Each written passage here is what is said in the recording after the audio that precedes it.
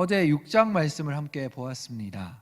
6장 말씀을 간단하게 정리하자면 이것이었는데요. 예수 그리스도께서 하나님으로부터 받은 두루마리의 인을 떼기 시작하셨다 였습니다. 그리고 하나씩 뗄 때마다 말과 그 탄자들이 등장했었죠. 심판과 구원의 역사가 예수 그리스도로부터 시작되었고, 그것이 또한 종말의 시작을 알리는 일이기도 했다 말씀드렸습니다. 인을 떼기 시작하면서 첫 번째로 흰 말을 타고 활을 가지고 면류관을 받고 이기고 이기려는 자가 나왔는데, 누구라고 이야기를 했었죠? 네, 속이는 자, 미혹해 하는 자, 적그리스도라고 말씀드렸었습니다. 예수를 그리스도라 믿지 못하게 만드는 사단의 권세, 속이고 미혹해 하는 자를 의미한다 말씀드렸고요. 두 번째, 붉은 말을 탄 자가 화평을 제하고 서로 죽이게 하는 큰 칼을 받은 자다 했습니다. 이것은 바로 전쟁을 의미한다 말씀드렸습니다. 세 번째, 검은 말을 탄 저울을 든 자가 나왔는데요. 이는 흉년 혹은 기근을 의미하는 자다 말씀드렸고요. 그리고 네 번째, 청황색 말을 탄 자, 바로 사망, 음부의 권세를 가진 자라고 말씀드렸습니다. 그런데 이 종말이 먼 미래에 나중에 일어나는 일들이 아니라 이미 시작되었고 계속해서 진행되고 있는 일이다 라고 말씀드렸는데요. 예수 그리스도를 통해 시작된 말세, 다른 말로 이야기하면 하나님 나라가 시작되었다. 우리가 똑같은 시간을 지나가고 있지만 누구는 세상의 종말을 향해서 달려가고 있고, 다른 누구는 하나님 나라의 완성을 향해 달려가고 있는 시간이기 때문이다 라고 말씀드렸었습니다. 그 시간, 그러니까 우리의 인생 안에 속이는 자를 만나기도 하고, 많은 전쟁의 일들이 일어나기도 하고, 기근과 흉년과 같은 일들이 우리의 삶에 일어나기도 하며, 사망과 음부의 권세의 일들이 우리를 끝까지 몰고 가기도 하는 일이다 말씀드렸습니다. 그렇게 네 번째 인을 떼시고 다섯 번째, 여섯 번째 인까지 진행되면서 세상이 완전히 끝나기 직전까지 가게 됩니다. 큰 지진, 해가 검게 변하고 다른 피같이 되며 별들은 떨어지고 하늘을 말리는 것 같이 떠나고 산과 섬이 옮겨지고 그런다고 이야기를 하고 있죠. 그것을 17절에는 진노의 큰 날이라고 말씀하시기도 하십니다. 그런데 첫 번째 인부터 여섯 번째 인까지 정신없이 몰아치고 난 뒤에, 그리고 난 다음에 바로 일곱 번째 인을 떼시고 그 심판과 그 멸망을 끝내버리시는 것이 아니라 중간에 한 가지 이야기를 넣어놓고 그것을 꺼내고 계십니다.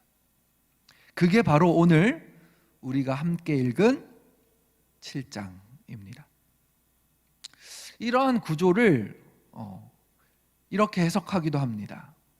심판의 주관자이신 하나님께서 인을 떼기 시작하시고 집행하시는 예수님께서 한치의 틈도 없이 완전하게 7개의 인을 다 떼버리고 심판해 버리실 수도 있었지만, 그 안에 이 심판을 통해 한 영혼, 한 생명이라도 깨닫고 다시 구원의 길로 오기를 기다리는 장면이다 말하는 것이죠. 이것은 두루마리 인을 떼는 이야기뿐만 아니라 이제 8장부터 나오게 될 나팔 심판에서도 동일한 구조로 나오는 이유다라고 해석하는 것입니다. 7장 1절 말씀을 우리가 함께 읽어보도록 하겠습니다. 시작. 이후에 내가 내 천사가 땅 내 모퉁이에 선 것을 보니 땅의 사방의 바람을 붙잡아 바람으로 하여금 땅에나 바다에나 각종 나무에 불지 못하게 하더라. 아멘. 이 일 후에라는 것은 여섯 번째까지 인을 떼신 후에라는 말로 우리가 볼 수 있는데요. 진노의 큰 날이 이르렀으니 누가 능히 서리요? 라고 앞에 말씀하셨는데, 이때 네 천사가 딱 네모퉁이에 서 있고 그곳에서 불어오는 바람을 불지 못하게 하고 있다 라고 말하고, 그렇게 연결되어지고 있습니다. 그 재앙과 재난, 심판의 일들 앞에, 그 진노의 큰일 앞에 누가 설 수 있느냐라고 말하지만, 하나님께서 천사들을 보내셔서 내 모퉁이에 바람을 막게 하셨다라는 말인 것인데요, 이것은 어떤 의미냐면 이 재앙을 잠시 막고 멈추게 하셨다는 말입니다. 하나님께서 막으셨다는 것이죠. 하나님께서 막으시면 이것이 가능한 일입니다. 이것이 의미가, 그 심판의 주권자, 주관자가 바로 하나님이심을 보여주는 장면인 것이죠. 모퉁이에서 부는 바람이라고 나오는데, 이 모퉁이에서 부는 바람은 성경에서, 그리고 유대인들에게서는 심판과 재앙을 상징하는 언어다라고 해석합니다. 욥기 1장 19절에 보면 이런 내용이 나옵니다. 거친 들에서 큰 바람이 와서 집 내 모퉁이를 치매 그 청년들 위에 무너짐으로 그들이 죽었나이다. 다만 홀로 피하였으므로 주인께 아래로 왔나이다 한지라. 그러니까 유대인들에게는 정방향의 바람은 유익한 바람이지만, 모퉁이를 치는 바람은 재앙과 심판의 바람을 이야기하는 것인 거죠. 다니엘서에서도 하늘의 네 바람이 큰 바다로 몰려오고 그 바다에서 큰 짐승 넷이 바다에서 나왔다라고 말하는데, 네 바람이 바다를 일으켜 일어난 일인 것입니다. 곧 재앙을 상징하는 것이다 라고 말하는 것입니다. 그 재앙을 하나님께서 세우신 천사들이 어떻게 하고 있다고요? 막고 있다는 것입니다. 그리고 나서 2절과 3절에 이렇게 말합니다. 또 봄에 다른 천사가 살아계신 하나님의 인을 가지고 해 돋는 때로부터 올라와서 땅과 바다를 해롭게 할 권세를 받은 네 천사를 향하여 큰 소리로 외쳐 이르되, 우리가 우리 하나님의 종들의 이마에 인치기까지 땅이나 바다나 나무들을 해하지 말라 하더라. 이 다른 천사는 보통 예수님으로 해석합니다. 왜 그럴까요? 하나님의 인을 가지고 있다 말하기 때문입니다. 인을 그냥 어떤 사람 아무한테나 주는 것이 아니잖아요. 그죠? 그것을 떼는 자는 또 누구였습니까? 바로 예수님이셨죠. 이 죽임 당하신 어린 양, 그분이 바로 인을 들고 계신 분이다라고 해석하는데, 이가 해 돋는 데로부터 올라와서 하나님의 종들의 이마에 인치기까지 어떤 것도 해하지 말라라고 말합니다. 이 재앙을 지금 모든 것을 스톱시키는 것이죠. 그리고는 이제 하나님의 종들의 이마에 인침받는 이야기, 그 숫자와 그 이야기가 이어집니다. 4절 말씀인데요, 함께 읽어보도록 하겠습니다. 시작. 내가 인침을 받은 자의 수를 들으니 이스라엘 자손의 각 지파 중에 인침을 받은 자들이니 14만 4천이니. 이 14만 4천을 숫자 있는 그대로 문자적으로 해석하면서 많은 문제가 발생됩니다. 신천지는 벌써 14만 4천을 넘었다고 하는데요, 그래서 그 안에서도 이제 다시 경쟁시켜서 이 안에 들려고 하면 그들이 가지고 있는 잘못된 교리, 잘못된 성경 해석을 달달 외우고 공부하게 해서 시험 보고 그렇게 등수를 매깁니다. 또 한 명이라도 더 미혹해 해서 그들에게 데리고 오면 그 점수가 올라가고 그 안에 들어갈 수 있다, 이렇게 계속 경쟁을 시키고 이야기를 하죠.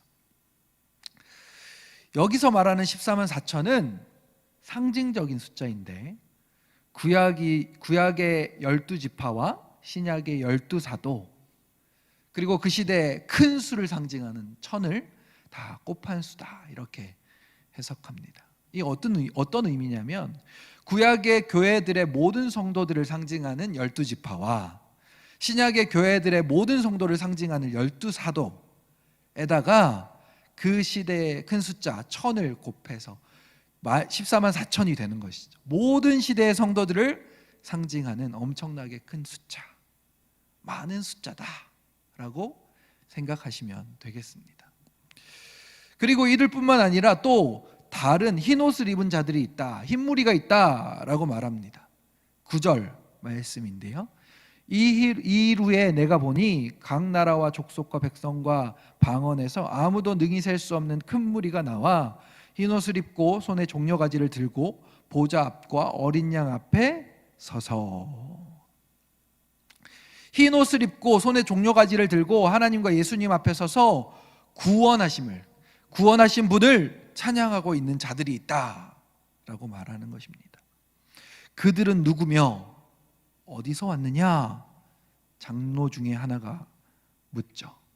그리고 그 장로에게 대답하게 요한이 말합니다. 14절 말씀인데요, 같이 읽어보겠습니다. 시작.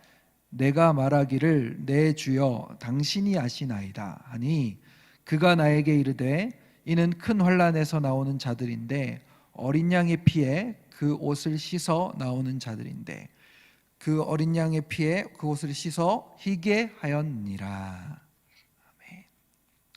그러면서 그들은 다시 줄이지도 목마르지도 아니하고 해나 뜨거운 곳으로도 상하지 않는 자들이다 라고 그 이유에 계속해서 말하고 있죠. 그 이유를 17절에 말씀하고 계십니다. 이는 보좌 가운데 계신 어린 양이 그들의 목자가 되사 생명수 샘으로 인도하시고 하나님께서 그들의 눈에서 모든 눈물을 씻어주실 것입니다. 이 은혜의 말씀이 저와 우리의 말씀인 줄 믿고 아멘으로 고백하는 모든 성도님들이 되시기를 주님의 이름으로 축복합니다. 어떤 공로와 어떤 것으로도 우리가 이 재앙과 심판에서 벗어날 수 없습니다. 오로지 하나님의 참으심과 예수 그리스도의 보혈의 피로 구원받을 수 있음을 이 말씀을 통해서 다시 한번 분명하게 말씀하고 계신 것입니다. 그렇다면 이 구원에 속하게 된, 이 구원을 받은 우리는 어떤 찬양의 고백을 드려야 하겠습니까? 바로 7장 10절과 12절인 것인데요. 구원하심이 보좌에 앉으신 우리 하나님과 어린 양에게 있도다. 아멘. 찬송과 영광과 지혜와 감사와 존귀와 권능과 힘이 우리 하나님께 세세토록 있을지어다. 아멘. 오늘 하루도 우리를 구원하신 하나님과 예수 그리스도를 기쁨으로 찬양하고 그분 앞에 모든 영광 올려드리는 선한 목자 되시고 생명의 근원 되시는 우리의 모든 눈물을 씻겨주시는 그분을 따라가며 그분을 찬양하며 그분께 영광 돌리며 그분과 동행하게 되시는 모든 성도님들이 되시기를 주님의 이름으로 축복합니다.